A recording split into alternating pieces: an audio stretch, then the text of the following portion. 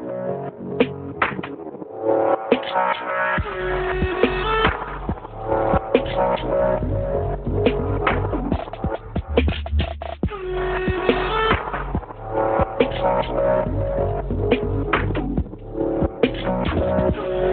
guys, welcome to another Crimson Debate. And today's topic that we're going to be talking about is imaginary gift abuse throughout most of Standard. So we're going to be going over a couple of things here.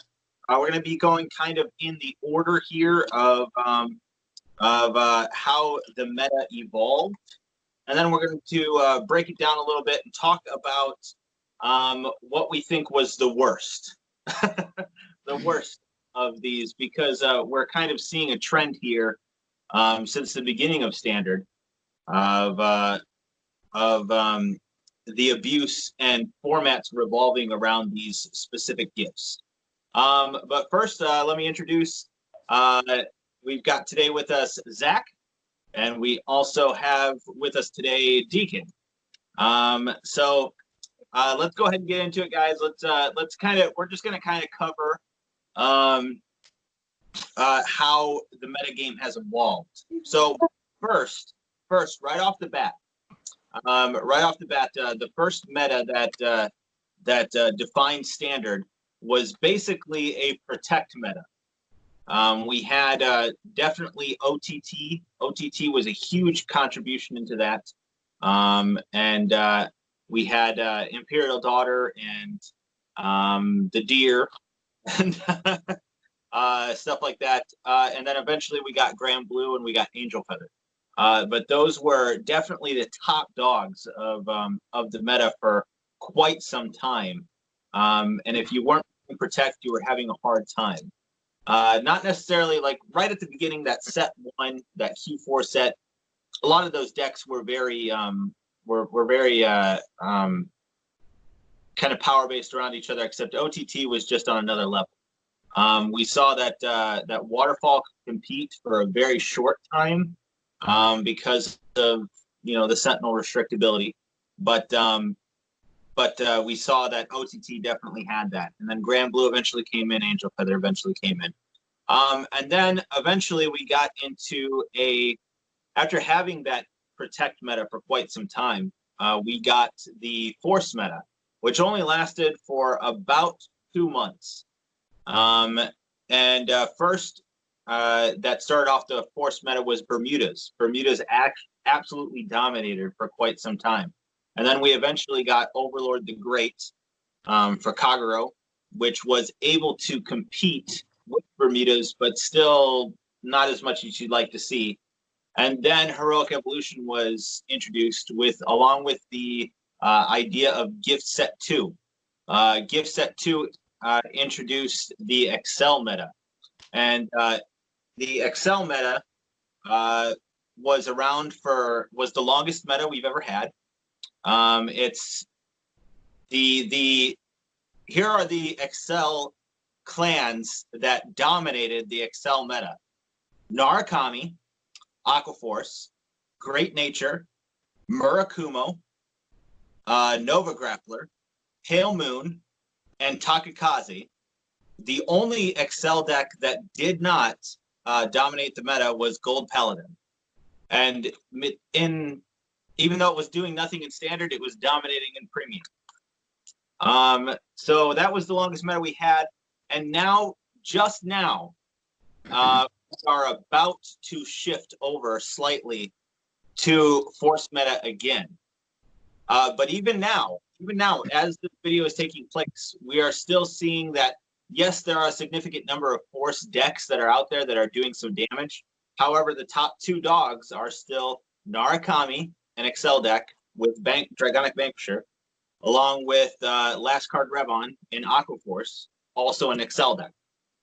So those 2 have to get knocked down before we can officially kind of call it an forced meta.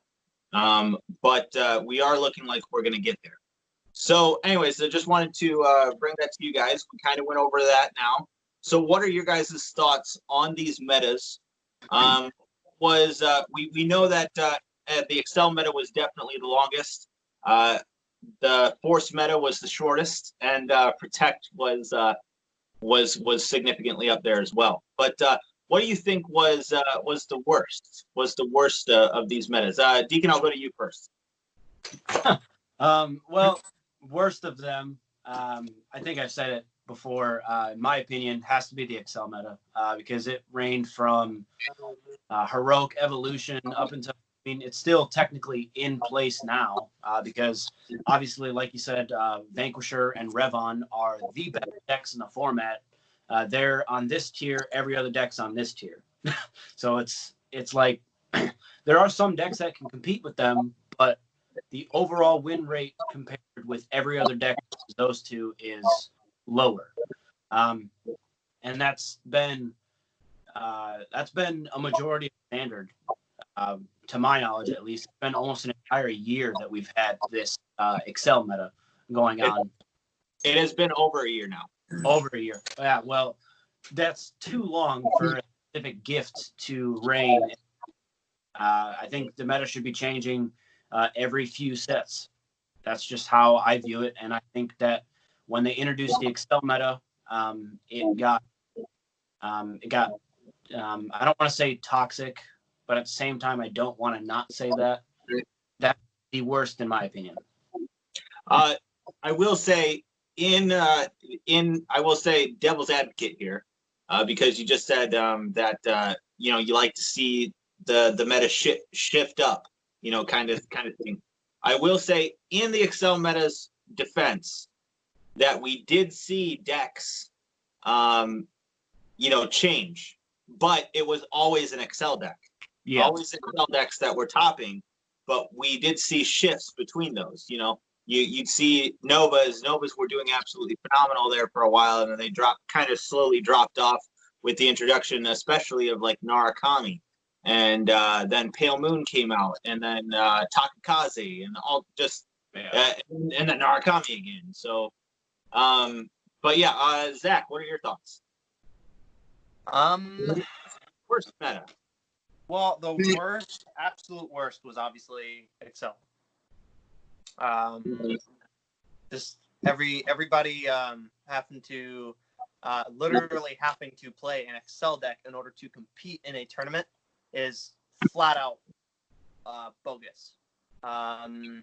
Nobody should have to go out of their own way and play a deck, a specific clan type that they are not exactly used to as players in order to stay relevant or stay competitive. That's absolutely not fair. We saw the first, I would say probably the number one clan that started that was Nova Grappler. They were number 2 in the meta. The only thing that at that time that was ahead of them was technically Bermuda when they first debuted. But Bermuda eventually got hit with their choice restriction and fell through completely. And yeah, when all of those Excel decks just take advantage of one clan getting hit, that's absolutely not right. Yeah, we saw again a little bit in Nova Grappler's defense, which Zach you're gonna like. But in Nova Grappler's defense a bit, it was the first clan that was getting new support, right, along with the gift 2. Right. And I think that's what definitely helped overpower it, push it over the edge a little bit. Oh, yeah. Very next was I believe it was Aquaforce and Glory Maelstrom, and having the combination of Glory Maelstrom, restanding skills, and Glory Maelstrom's skill to your opponent could only one card guard, along with the Excel 2 gift and stuff, definitely pushed that over the edge as well. But yeah, so yeah, I kind of have to agree with you guys. I think Excel was definitely one of the worst ones. I think all of them are pretty bad. We've had when you have one gift that's just kind of absolutely dominating the meta, it does make the game a little frustrating. And if you've been like someone like myself, for the most part, I've been playing Force the entirety of standard. So it's definitely frustrating to go from a protect meta where you have to deal with just constant PGs and stuff like that to be put into a force meta for roughly 2 months, where even during that force meta time, Bermuda was just absolutely dominating for the most part. They were just way too fast. Then all of a sudden to be put into an Excel meta. And then the Excel meta is just insanely fast as well. And the Excel meta is the one where I finally had to jump ship a little bit and grab an Excel deck. So, but yeah, I find all three of them frustrating, but I think Excel was a little bit more frustrating. I agree there with the both of you. The other thing we wanted to talk about was where did it all go wrong? Was it necessarily the start of standard with the introduction of gifts altogether? Do you think that was the problem? Do you think that maybe Bushy should have realized a little bit more? They had advertised originally when gifts were coming out that how they kind of wanted it, they viewed it as a triangle where protect could beat force, force could beat excel, and then excel could beat protect. But they didn't really stick to that. Do you think that was the problem? Do you think that sticking to the imaginary gifts was making the meta revolve around one particular imaginary gift was a problem? Do you think gift 2 was a problem? Deacon, we'll start with you. That's a tough one. That's what I hear at Crimson Debate. I would have to say the game was never perfect without gifts even. There was always decks that would come out, and it seemed, especially towards the end of G, that the newest set was meta. You had to play that deck or decks from said set to be viable and competitive. And I hated that. But I mean, for decks that get multiple supports every now and again, that's good. But I think the problem is it's definitely as a whole. It's their execution on supporting a specific gift type at a specific time in mass abundance. If you support, like we saw, all of the Excel decks multiple times in a row, set after set, you will have nothing but Excel decks playable. And that's how it was early with Protect, before they got in the groove with other stuff. When they supported Protect, they gave them an instant PG, and they gave them instant plus engines and numbers that create, and a lot of stuff was a lot easier for them to grasp because I feel like they knew where they wanted to go with Protect right off the bat. With Excel, it was they wanted to be cautious, but they were overly cautious. And Force was supposed to be the in-between, but landed more towards just big numbers. That's really all they had. But I definitely think the problem was the introduction of producing multiple sets supporting one gift type. Like we saw with in the Excel meta, yes, Force and Protect decks were supported, but there was 1 or 2 splashed in with 4 or 5 Excel decks. And it's like, okay, well, how am I supposed to play said Force deck when all the rest of the Excel decks that came out in the set have better support? But that's, in my opinion, is where they went wrong, was supporting specific gifts in mass abundance over supporting them all equally. Zach, what do you think? I have to agree with Deacon and partially disagree. Okay. The reason that I say is because gift, I do believe in the current situation that we are in, yeah, gift is kind of a problem overall. All of it is kind of a problem. You got basically how I see it is Bushiroad takes their time to make these specific gifts and then they make them all in a certain like row. Like we're talking about, okay, the Excel meta. We saw a lot of Excel decks all at the same time, so that is a problem. But Excel only really was a problem with Excel 2. But then you also have the Protect meta way back when. The problem with that meta was Protect 1.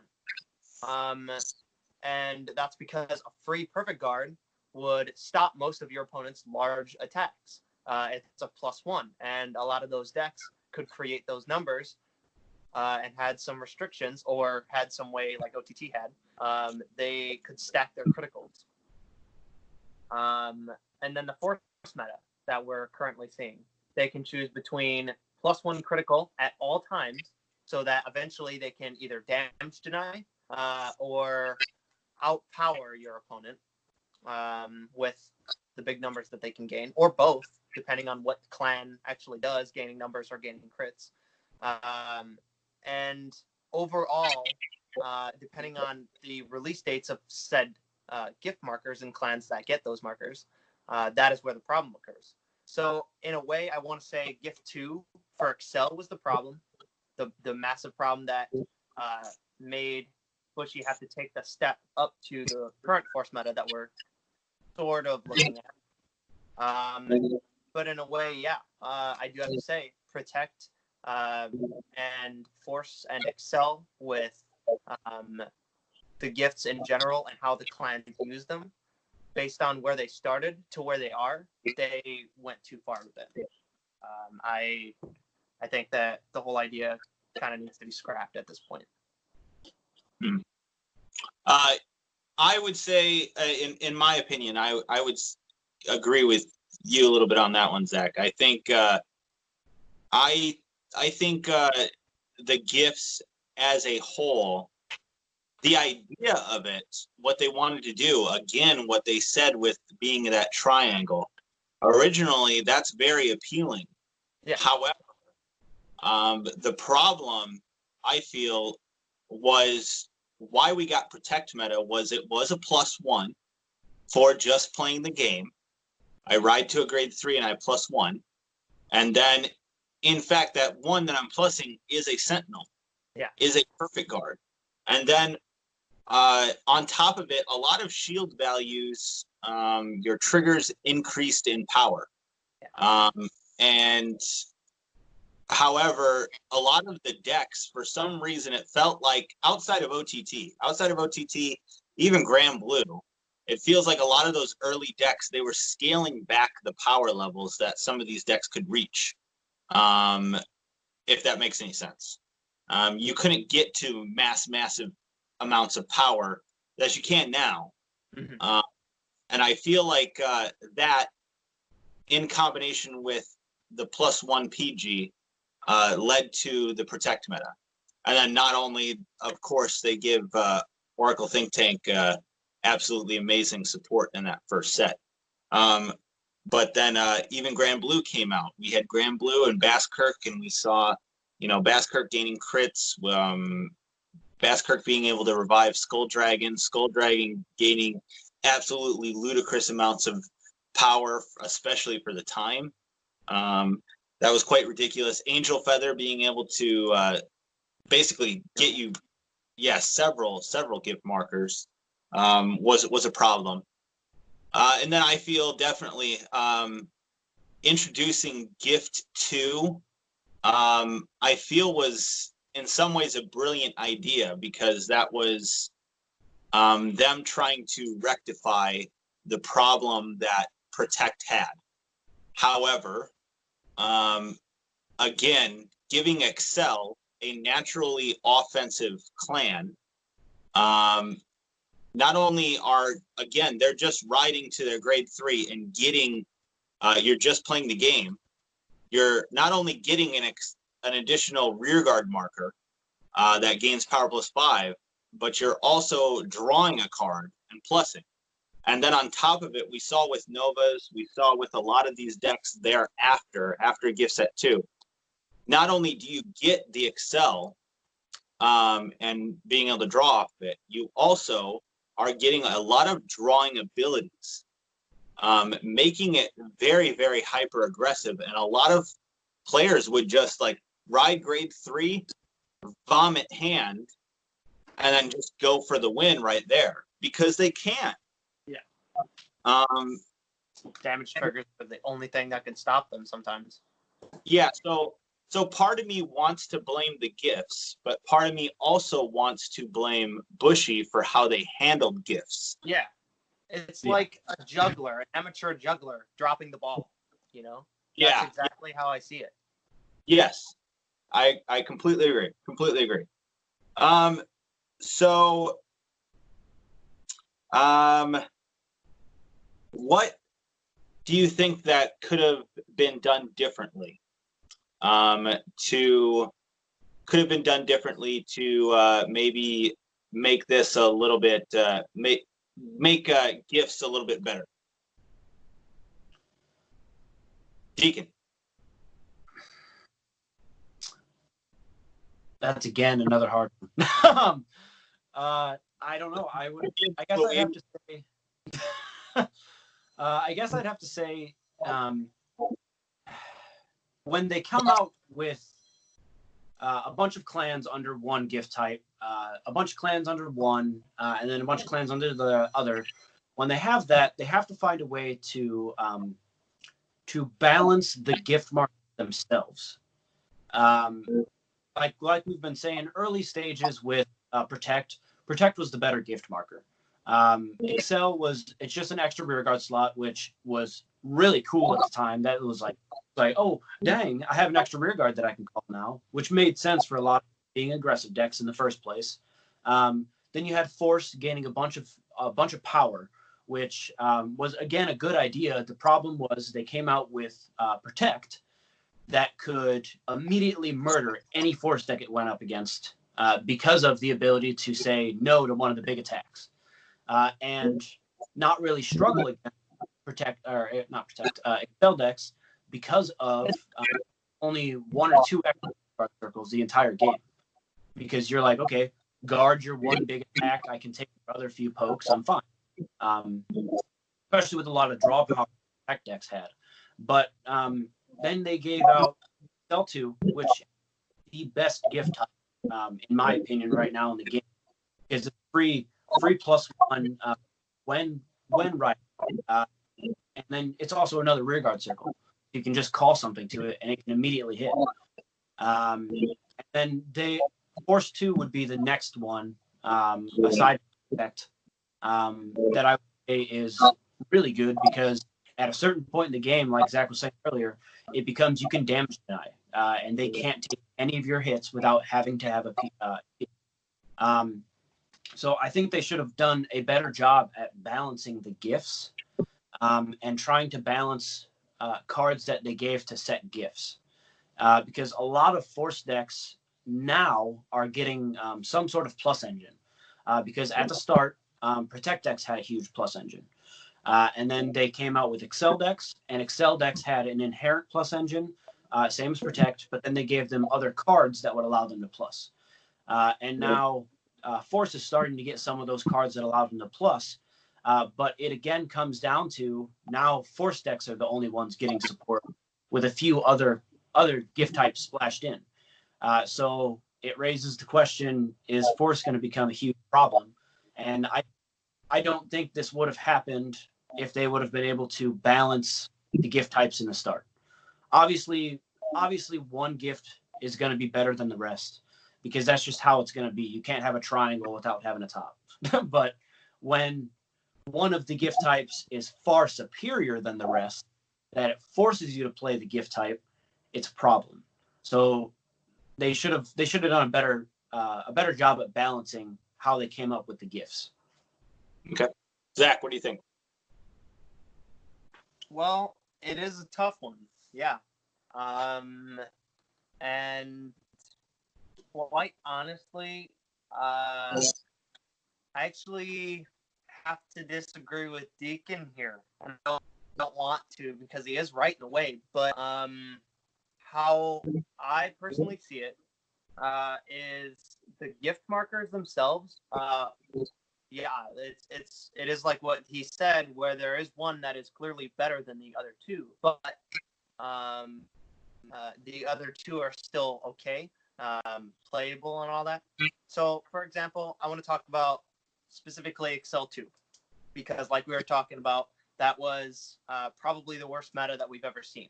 I think the big reason why Excel 2 was so abusable was because they didn't think about what cards they could have corrected and changed with certain abilities, made it so they didn't gain their numbers as easily. I think the problem with it was not because Excel 2 plussed them, but also because the units that they supported with those Excel clans at the time were able to gain numbers, had more cards that allowed more plussing. So you had, instead of just plus one card each turn, you had plus engines. Like, for example, obviously me have knowing what Nova Grappler was like, Nova Grappler had the plus engines. You could plus so hard in one turn and then attack with maximum probably 7 attacks and possibly draw like 4 cards for no reason.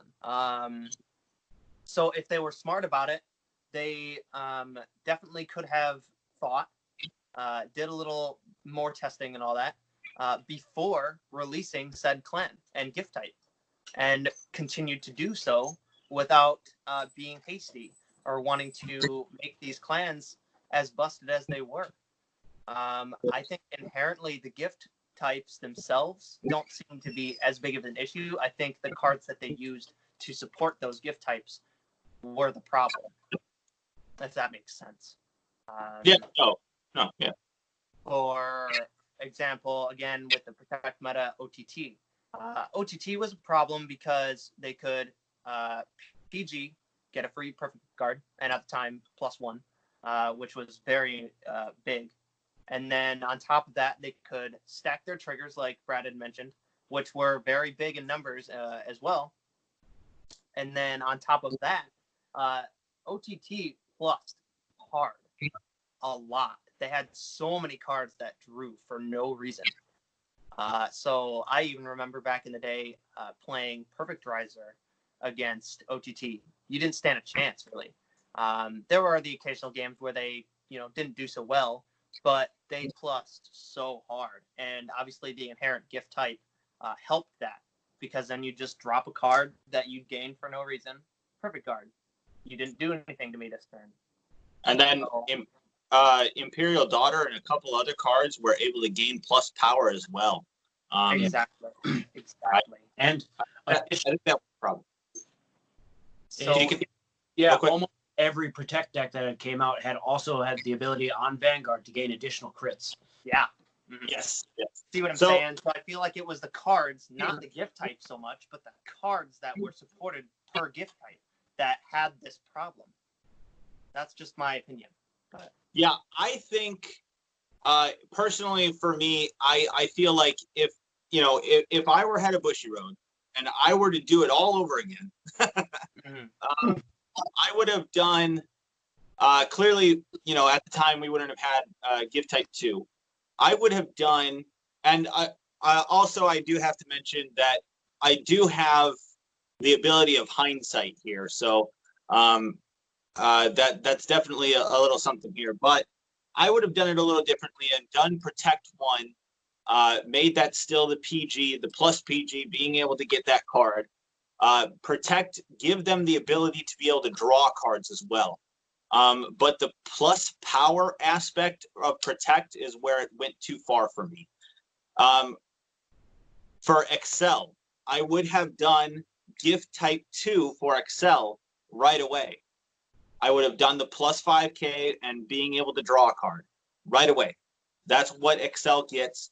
But Excel, outside of that, gets no drawing abilities and gets abilities that are able to plus power still, and possibly even plus power later as the game progresses more and more and more, instead of being able to plus power right off the bat. And then for me, I would have done for Force, instead of Force 1, I would have done Force 2 right away. And then I would have given units, a lot of units in Force, abilities that are able to gain a lot of power because Force. So I don't know. That's personally how I would have done it. Now I could be wrong. That's just my opinion. And again, I do have 2020 hindsight, so that's also a contributing factor in that as well. So just to wrap this up, just to wrap this one up, this gift discussion up, but let's rank really quick, just real quick. We'll do three. So what is your best gift, do you think, that they've introduced in the game? That's gift set 1 and gift set 2. Best gift, the middle, like what you think maybe would be in the middle, just not necessarily good, but not necessarily bad either. And then 3, the absolute worst. Deacon, throw you on the spot. Let's go. All right. Best gift type, Excel 2. The ability for playing the game and drawing cards for playing the game.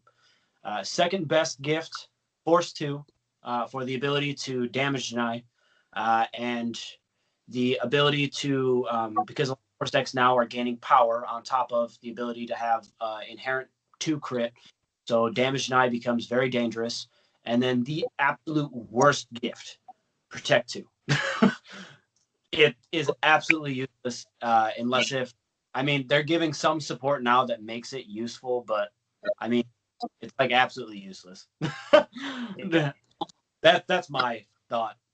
All right, Zach. Absolute worst. I'm going to start off with absolute worst gift type of all. I actually have to say Excel 1.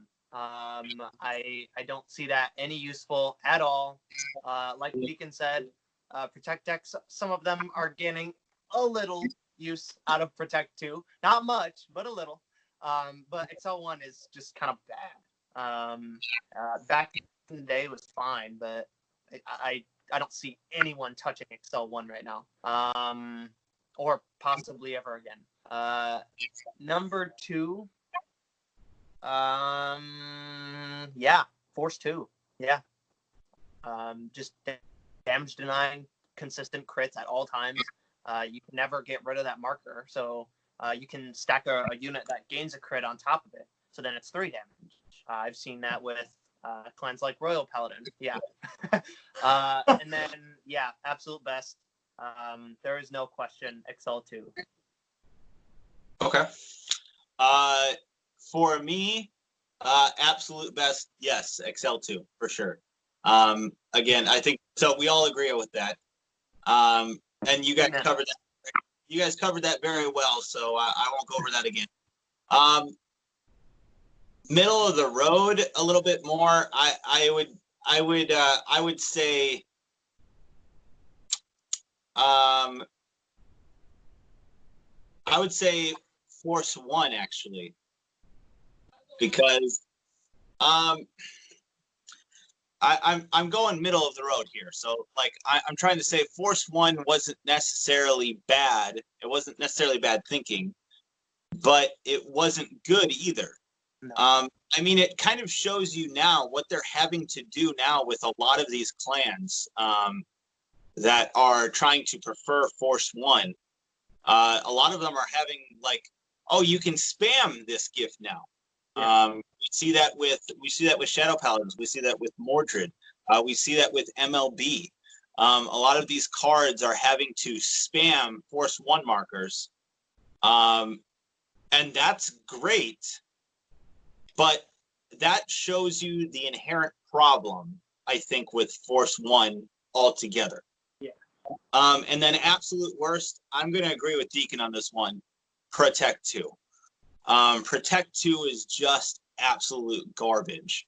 And it's again, it's showing you how bad that is by the fact that they're kind of having to make these decks revolve around Protect 2 in order to even make it remotely good. And then on top of it, they're able to make more of those protect markers or something like that as well, and able to stack that.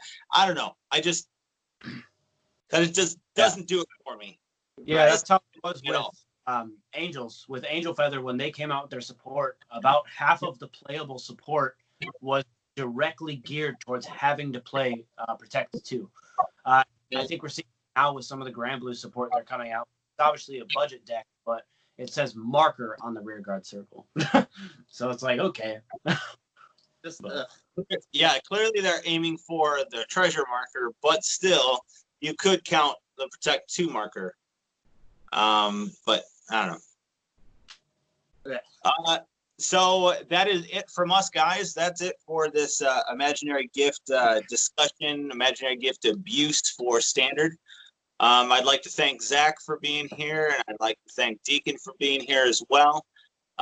We are going to be bringing you a video later in the week talking about yet another topic for this Crimson debate. That's it from us for now, and we will see you next time. Bye.